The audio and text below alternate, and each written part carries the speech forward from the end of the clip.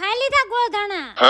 અરે એમાં એવું છે કે મારા દાદાની છોકરી નવી શોપ બનાવી છે એટલે અમારે જવું છે એના ઉદ્ઘાટનમાં. તો હું આવી ગઈ લક્ષ્મણનગર 8 નંબરની શેરીમાં. આ લોકોની દુકાનનું નામ છે કુલદેવી ફેશન. જોરદાર દુકાન છે એટલે આપણે અંદર આવ્યા હતા તો ડેકોરેશનનું કામ ચાલુ હતું. ડેકોરેશનનું કામ પૂરું થાય એટલે બેનને બનાવીને બેહવાનું હતું પૂંજામાં, એટલે ઈ બે જણા પૂંજામાં બેહી ગયા. અરે અહીંયા કોઈ ક્રિએટર હતું ને એટલે મને એકલું લાગતું હતું. તાતા ભાવબેન પાછા ભાવબેન આવ્યા તો એમ કહેતા હતા મને વેલાહાર ફોન કર્યો હોય તો હું વેલાહાર તૈયાર થઈને આવી જાત ને પછી જો આ કળશની પૂજા કરવાની હતી એટલે મારે બે ભાણુકીએ પૂજા કરી નાખી.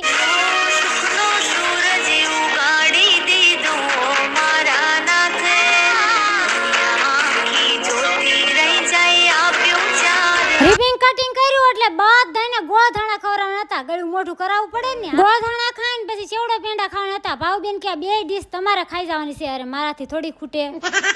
પછી અમારા મોટા બેન છે ને બધાને હાડી બતાવવા મળ્યા. જે કોઈને ખરીદી કરવી હોય આવી જાજો. કુલદેવી ફેશનમાં જોરદાર હાડી મળે ને એકદમ વ્યાજબી ભાવમાં મળે છે ને. આ દુકાન છે ને મારા જીજાજી અને મારા બેન બે સંભાળવાના છે. બેનને કોંગ્રેચ્યુલેશન કહી દીધું અને બધાએ ખરીદી કરી લીધી. આ ભાવબેન ને છે ને હાડીની ખરીદી કરવા નથી પણ જો એને આ હાડી ધ્યાનમાં આવી પછી બધાને ટાટા બાય બાય કરી દીધા. વિડીયો ગમે તો લાઈક અને સબસ્ક્રાઇબ.